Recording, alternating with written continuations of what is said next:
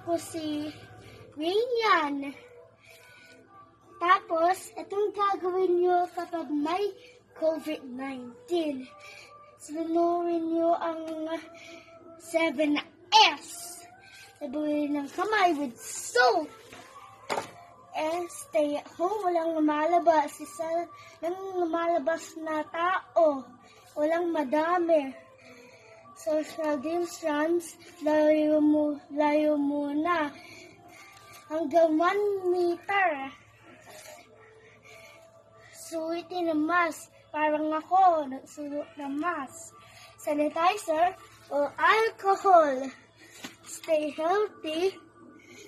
Minom ng gamot at saka water. Stay with Jesus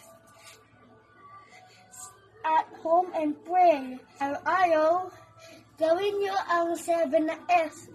So po, ako si Yanyan. Thank you po sa mga frontliners. God bless you and we pray for you. At ligtas natin Pilipinas natin sa COVID-19.